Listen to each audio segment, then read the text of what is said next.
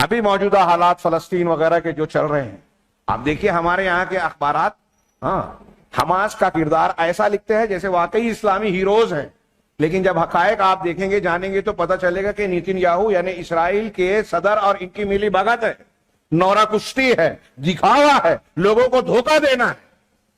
ترکی اور ایران کو امریکہ کے خلاف اور ایران فلسطینیوں کا حامی دکھایا جاتا ہے، جبکہ انہوں نے آج تک ایک گولی نہیں دی، ہمیشہ ساتھ دیا ہے شیعوں کی۔ ایران میں اسرائیل کے اندر جتنے یہودی ہیں، اسرائیل کے بعد یہودیوں کی سب سے بڑی آبادی ایران میں۔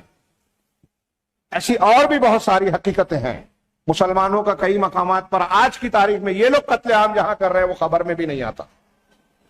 اگر ایک اخبار میں یا انٹرنیشنل لیول کی میڈیا میں کوئی خبر آ رہی ہے تو یہ بات دماغ میں رکھ لیجئے کہ وہ خبر یہودیوں کی چاہت کے بغیر نہیں آ رہی ہے، اور یہودیوں کی چاہت کے ساتھ عالمی طاقتوں کی خواہش کے مطابق اگر کوئی چیز آ رہی ہے تو ہمارے خوش ہونے کی ضرورت نہیں ہے۔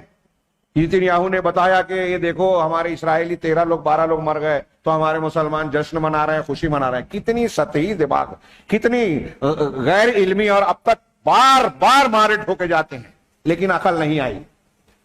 وہ جو لاشیں دکھائی جا رہی ہے وہ صحیح ہے یا غلط، یا کس مقصد سے دکھائی جا رہی ہیں؟ اپنی بیچارگی ظاہر کرنے کے لیے نہیں، بیچارگی ظاہر کرنے کے لیے نہیں، دنیا کے سامنے یہ جواز پیش کرنے کے لیے کہ اب ہم مسلمانوں پر، فلسطینیوں پر حملہ کر سکتے ہیں، ان کی بستیوں کو ویرانوں میں تبدیل کر سکتے ہیں، عمارتوں کو کھنڈر بنا سکتے ہیں، ان کی بستیوں کو لاشوں کا انبار لگا، ڈھیر لگانے کا مقام بنا سکتے ہیں۔ یہ ہمارے پاس اصول آ گیا، اب ہم کو کسی کی سننی نہیں ہے۔ جب وہ لاش بتا رہے ہیں تو آپ کو خوش نہیں ہونا چاہیے، اس بات کی فکر کرنی چاہیے کہ وہ حملہ کرنے کی تیاری ہے۔ یہ مسلسل چلا آ رہا ہے۔ افغانستان پر حملہ کرنا ہے تو امریکہ کے ٹوئن ٹاور پر حملہ کیا گیا، بعد میں مختلف تحقیقات آ رہی ہیں کہ اسرائیلیوں اور ان کے ہم نواؤں کی ایک سوچی سمجھی سازش کا حصہ تھا۔ ایک یہودی اس میں نہیں مرا۔ ہماری عقل نہیں آتی، ٹھکانے لگتی۔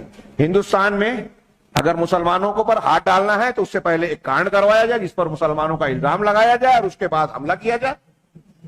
یہ مسلسل یہ تدبیر اختیار کی جاتی ہے، اور ہمارے ہاں جوش جذبے کا ایسا معاملہ ہے۔ یہ قرآن و حدیث اور صحیح منہج نہ ہونے کی وجہ سے صحیح فکر نہیں ہوتی۔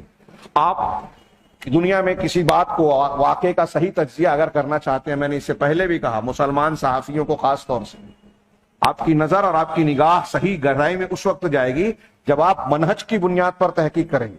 ایک آدمی، ایک گروہ اگر غلط ہے، مسلمانوں کا دشمن ہے، تو وہ مسلمانوں کے حق میں کبھی کام نہیں کر سکتا۔ اس کی کوئی ایسی خبر اگر آتی ہے جو مسلمانوں کے حق میں ہے تو آپ یہ کھنگالیے کہ پیچھے کیا مقاصد ہے، کیوں یہ مسلمانوں کی بظاہر تائید کر رہا ہے، اس کے پیچھے ضرور کوئی نہ کوئی سازش ضرور ہے۔